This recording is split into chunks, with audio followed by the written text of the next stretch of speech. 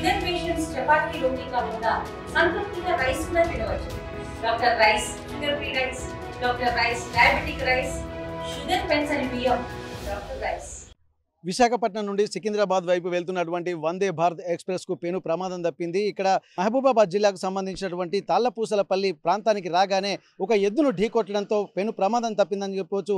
వేగంగా 100 కిలోమీటర్ల వేగంతో ఢీకొట్టినటువంటి వందే భారత్ ఎక్స్ప్రెస్ రైలు కొద్దిసేపటి క్రితమే ఇక్కడ తాళ్లపూసలపల్లికి చేరుకున్న తర్వాత ఢీకొట్టిన తర్వాత వెంటనే అప్రమత్తమైనటువంటి రైల్వే సిబ్బంది హుటాహుటిన అక్కడికి చేరుకున్నారు. అక్కడ ఎద్దుకు సంబంధించినటువంటి అవశేషాలు తొలగించారు.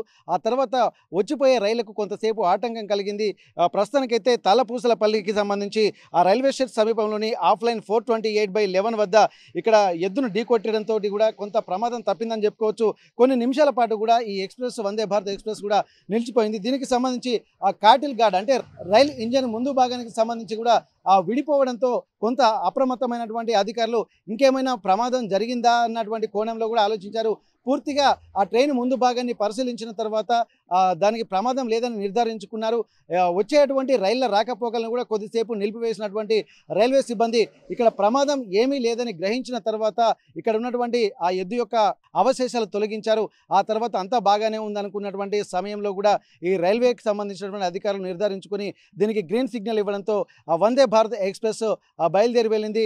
ట్రైన్లో వెళ్తున్నటువంటి ప్యాసింజర్స్ కూడా చాలా భయపడినటువంటి పరిస్థితి. ఒక్కసారిగా కొంత బ్రేక్ వేయడంతో కొంత ఆందోళనకు గురయ్యారు. 100 కిలోమీటర్ల వేగానికి పైగా వస్తున్నటువంటి నేపథ్యంలో ఆ వేగానికి ఇక్కడ ఎద్దు యొక్క భాగము శరీర భాగము 2 భాగాలుగా విడిపోయినటువంటి పరిస్థితి.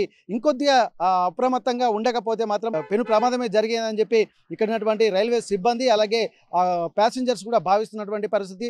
ప్రస్తుతానికైతే రోడ్ల మీదకి వచ్చేటువంటి ఎద్దులు కూడా కొంత అప్రమత్తంగా ఎద్దు కాపలదారులు కూడా ఉండాల్సినటువంటి అవసరం అయితే కనిపిస్తుంది. ఇక్కడ ఓపెన్ ప్లేస్లోకి రాగానే ఒక్కొక్కసారి ట్రాక్ పైకి కూడా ఇక్కడ వస్తూ ఉంటాయి. ఆ వస్తున్నటువంటి క్రమంలోనే ఇక్కడ ఎద్దులను ఢీకొట్టి అలాగే చాలాసార్లు పశువులు ఒక్కొక్కసారి గొర్రెలు కూడా వందల సంఖ్యలో కూడా చనిపోయినటువంటి సందర్భాలు కూడా చూసాము. అయితే ఎద్దు కొంత భారీ పరిమాణంలో ఉండడంతో కూడా ఈ ప్రమాదం కూడా జరిగేటువంటి పరిస్థితులు ఉండేది. కానీ ఒక పెను ప్రమాదమే తప్పింది. ఆ రైల్వే ట్రాక్కు సంబంధించి ముందు భాగము పగిలిపోవడంతో కూడా దీన్ని చాలా తీవ్రంగా భయాందోళనకు వ్యక్తం చేసినటువంటి పరిస్థితి నెలకొంది. Over to studio. తెలుగులో న్యూస్ కి ఫాస్టెస్ట్ యాప్ ఇప్పుడు టోటల్లీ న్యూ అవతార్లో జస్ట్ 5 సెకండ్స్ లో కంప్లీట్ న్యూస్. సోషల్ మీడియాలో ట్రెండ్స్ కి వన్ స్టాప్ సొల్యూషన్.